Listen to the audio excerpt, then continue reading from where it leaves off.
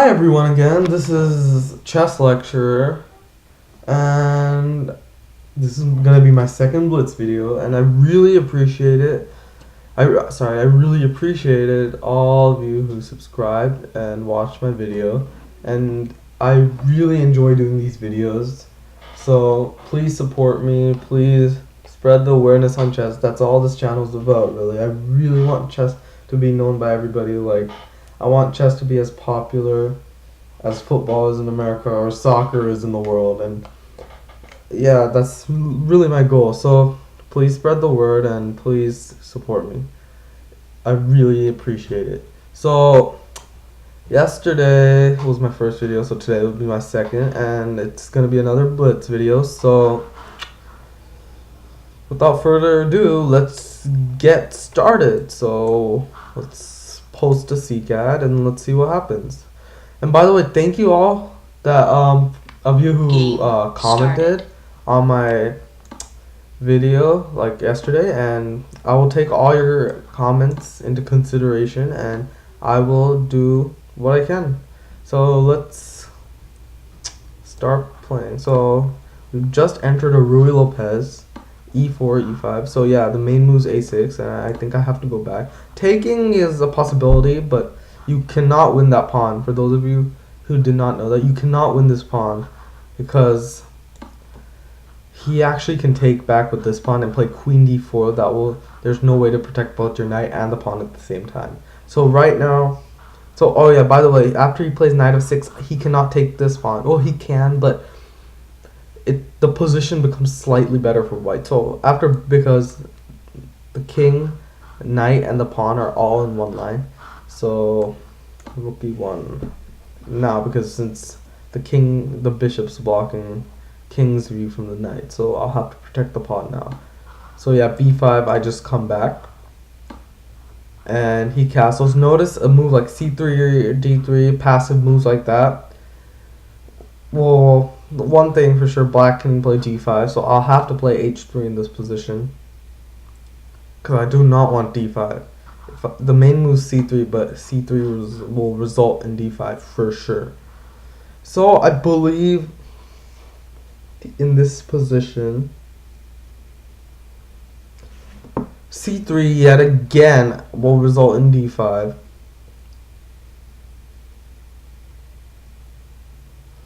So,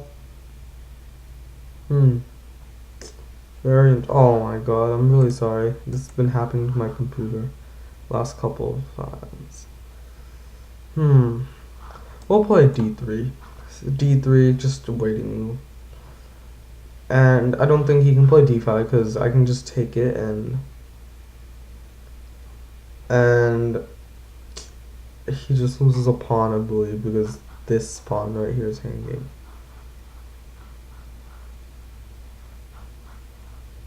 So let's see how the game goes. Let's see. Yeah, also he can't right now, at the moment he cannot try to win my bishop because this pawn's hanging. So if he plays knight a5, I can actually just take this pawn. Yeah, he plays d5, so I think I can just take here, and after knight recaptures, I just take this pawn, I believe.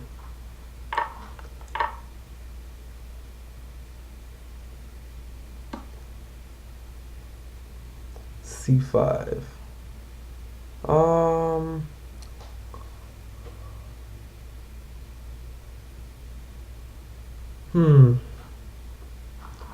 We'll play knight c3. This is known as the Marshall Gambit. Well, I don't know if this is the exact, I don't think this is the exact move order, but for sure it's a line in the Marshall.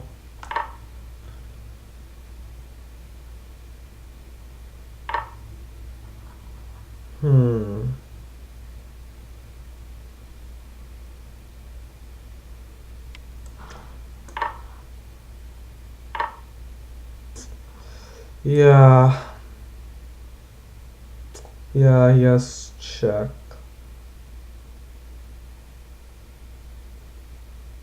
Well, we'll see where the game goes after this.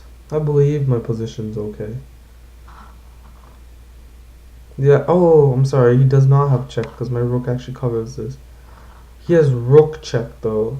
That could cause me some problems. But right now, two of his pieces are hanging, so I don't think there are any tactics for him to maintain. Right now, we're equal in material, but I think I'm just winning a piece. So yeah, let's see where the game takes us. Yeah, but his rook on the 8th, sorry, not the 8th, the 1st will be really annoying because I won't be able to move my bishop without losing this rook. So, yeah, but I think with the extra piece I should be fine. I might be mistaken here, but I don't think really there's anything for him to do. I think he just outright blundered a piece there. So that's why it's kind of bad to play d5 after sorry, before I played c3, because the main move order goes after black plays d6, I have to play c3. So after, instead of d5, d6, then I play c3, because now that the d pawn is protecting the e pawn, I'm forced to have a rescue square for my bishop because his knight can play a5. I don't want to give up my bishop so easily. So that's one of the main reasons why c3 is played. But when they don't play d6, there's no necessary reason for that to happen. So yeah, he played check there. So let's see what happens. I don't think he has any way of regaining the piece. I might be mistaken. I don't think so, actually. I think I'm safe.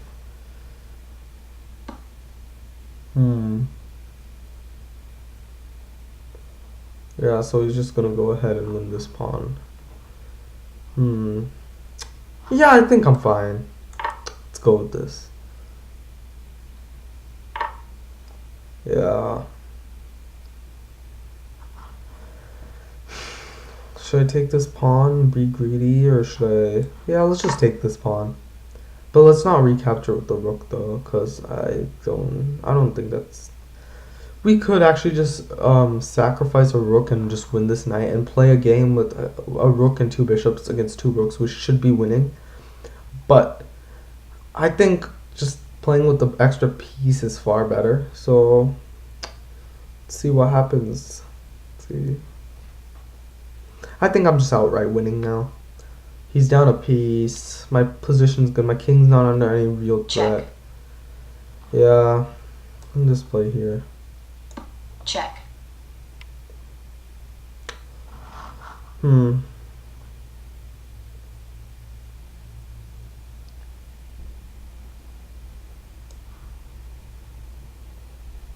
don't think there's any checks now.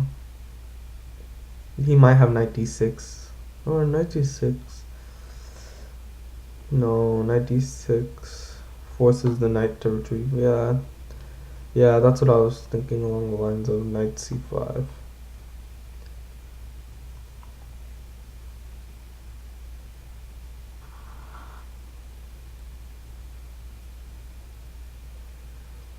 Okay, let's go here. Yeah, because he doesn't have this square, because I can just... Oh, but he could still play here and recapture with check, but I don't think I'm in any immediate danger. Check. Yeah. Check. Yeah, I think we're fine at the moment.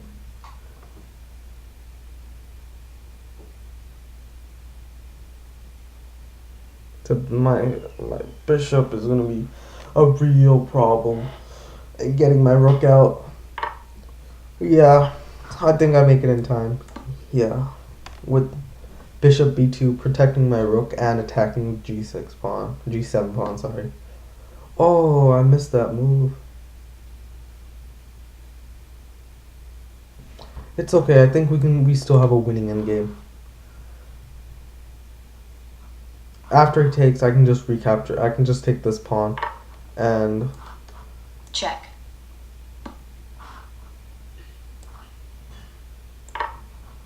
Take the rook. And we take this pawn. And then we play c4.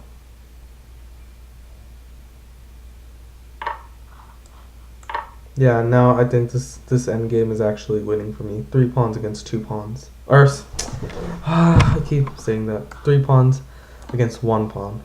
And yeah, that's That's just simply winning, I think. And we play g4. And yeah, it's a winning endgame. Check. So yeah, check. He's gonna try to win this pawn, but that's a blunder because Time my warning. king actually comes really close to pawn, and if my king and rook work together to promote the pawn, it's not really a good sign for him. And actually, I can go ahead and sacrifice this pawn if he goes and attacks it because, yeah, I don't. Or let's protect it for now. But I don't think even without this pawn, I think it's still a winning in game. Sorry, that keeps happening. Yeah, we just push this.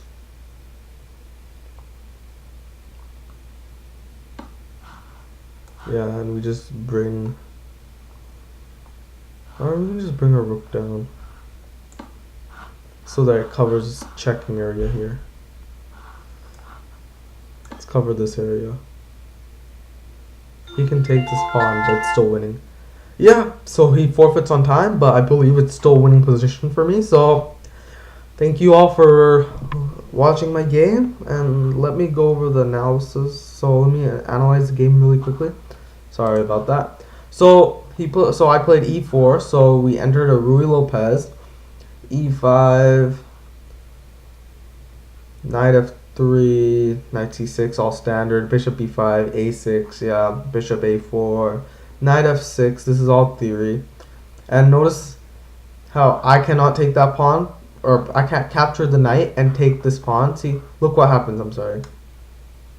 So let's go back. So right here, if I do this new variation, he can actually recapture here, and after I take this pawn, he has queen here, and there is no way I can protect this knight and this pawn at the same time. And black is actually at a better position because suppose I retreat the knight, he takes Check. his pawn with check, and pretty much I'm forced to move my king or block with my queen, which I really don't want because then I'm gonna have to play an endgame without castle, and he still retains the double bishop pair right here and right here. So let's go back to the game. So black is gonna be fine after that. So I played bishop a4, retaining my bishop to have an advantage. So after knight f6, knight f6, I castle. And notice how if he tries to take this pawn, I have rook e1. Now this is actually, I believe, a line where black can actually take this pawn. It's I think called the Berlin, and it's actually really solid. But black does not get too many winning chances. I honestly think black doesn't have any winning chances at all on this line. Because suppose something like this comes, I take this, and notice how he cannot take my bishop because if he takes my bishop here, then I take this knight Check. and the queen drops. So let's go back. Alright, so he has to take this. And after I recapture, Check. I believe the move is bishop e7.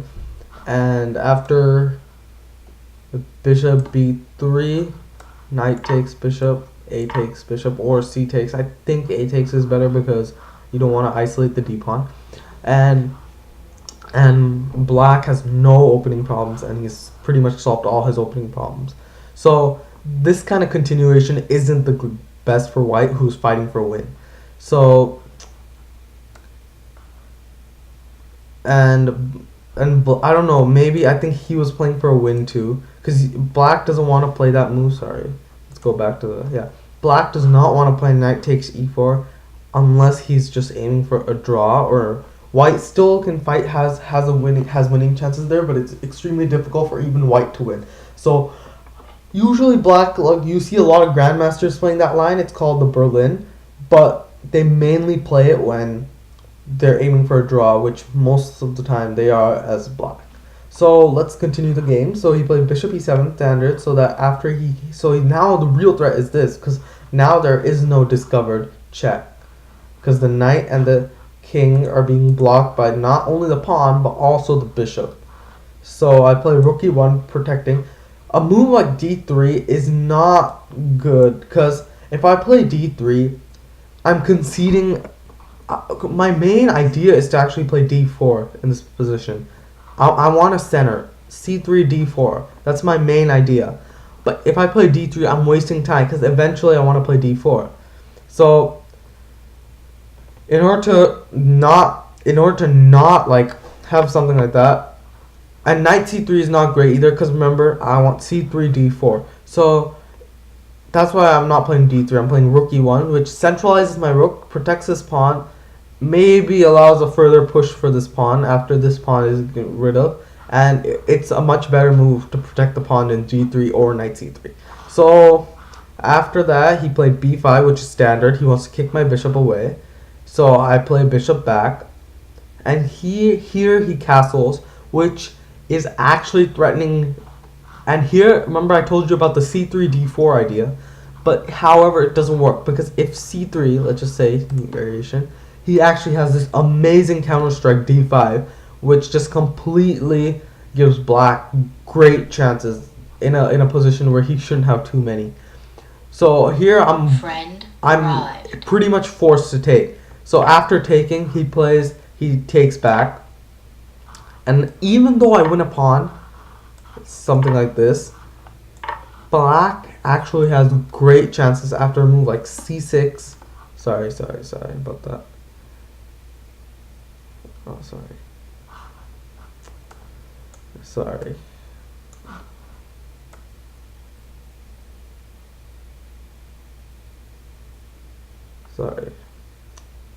Yeah, I moved the board a bit. I'm sorry. So c6, black just suddenly busts open the position, and look at black's pieces. His bishop is eyeing this king. After bishop d6, this bishop's eyeing the king. He has queen h4 possible. All of his pieces are attacking my king. There is just no way I can go. Well, actually, theoretically, white is known to have good defensive chances against this line, but it's not fun for white to play, and it's known that black can get a easy draw in the endgame. So instead of going for that line, where is that? Sorry, let's go back. So h3, I play h3, a waiting move, stopping his knight from coming here. An eventual d6 and bishop here would be annoying too. I don't know why it keeps doing that, I'm sorry. So h3, so you play bishop b7 as prophylaxis. He just wants to play d5. And it's not good in this position. The move is d6 after h3.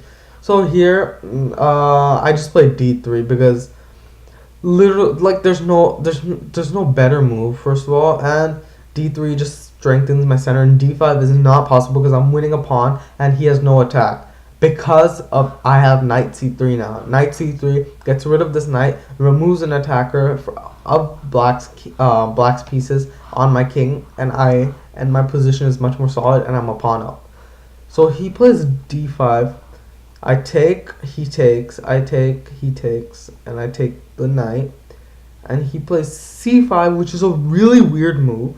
You don't see that quite often. So I play knight c3 here, and he just played c4, which I believe just outright loses a pawn because I don't see anything that he has that can just win this pawn back, and he's already down a pawn. So takes, okay, my queen's hanging, so I take his queen, and here he blundered because c4 is actually a blunder because after this, his bishop is hanging, and his other bishop's on the same exact rank as his dark squared bishop. And so therefore, when I take this and he takes my knight, I can just take his queen and take his bishop, not the knight. If I take the knight, let's see what happens.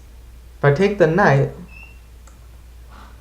I have tripled pawns, and he has bishop d6, and probably black is better here. So the key move here is actually to take the bishop like I did in the game. And I think this is just winning for me because there's nothing that black can do that will get him back the advantage here, and there's no way he can save both his knight and his bishop because the e2 checking square is covered by my rook. So he plays rook check. Yeah, it's gonna be it was difficult for me to get this bishop out, and king h2, and which is forced. And he plays knight there, just giving up his bishop. I take it. He takes my f2 pawn. and I just take b5 because I don't think there's any problem with that. And he plays rook h1 check, and I play king g3, and he has a bit counterplay, but I think white is by far better and has a much larger advantage. And because first of all, I am 2 pawns up at the moment since he hasn't recaptured my b5 pawn yet, and I'm a piece up. So literally, he has no chance of winning in this kind of position. So he plays knight e4 check. I play king f4 to avoid any checks. He plays knight c5. Play rook c7. I think I could have played it better. I don't think rook c7 was the best move by any means, because it allows this tactic where she takes, and I didn't see that after I move my king away from there, he actually has rook f1, which forces me to concede like one of my pieces back. But it's fine because after king g3 he takes, because of course in this position if he plays rook here, sorry about this loading thing, it keeps popping up for no reason, new variation. If he plays this, I actually have take, and after take there's no way he can stop this pawn from queening, and I'm just gonna win because it's actually checkmate next move, and I don't think there's any way for him to really stop it. Like, he can play rook f1 and rook back, but it's just going to be winning for me. So to avoid that, he took it, and I played b3. Now he played rook down, because now I have time, because now I play bishop b2, and now I have to give up the piece. He takes, he has to, and I take this pawn, and I think, yeah, he cannot move here because it's just mate. Say he moves here, then I play here. Check. And it's over after e5. Checkmate. Yeah. So he has to move, he has to move there. And I can just take the rook now, and he takes back, and I take this pawn, he takes that pawn, and I play c4. I think a really good move instead of taking maybe is this move. I think black has great chances of drawing here, because after I take, he takes Check. the check, I play here, he takes this, and I play g4. I know that I'm better because I control his king's movement, but I'm not significantly better by any means, and I believe that black has pretty good drawing chances here, even though I have 2 connected pass pawns. With proper play, white should win, but black has good chances. So I think that this continuation was actually better. So c4, yeah, I took back, and he played rook c2, and I played rook c7, protecting the pawn, and now it's 3-1. So I think I'm just winning in this position. So king f3, yeah, trying to centralize. He tries to grab that pawn, but that's blunder, trying to go after those pawns, because now my king can come up to this pass pawn, and I'm limiting his king's movement, and his king can only stay on the 8th rank, and I protect the pawn just to be safe, and after this I'm just winning. There's nothing he can do. So it was a good game, and thank you all for watching. Please don't forget to subscribe to my channel.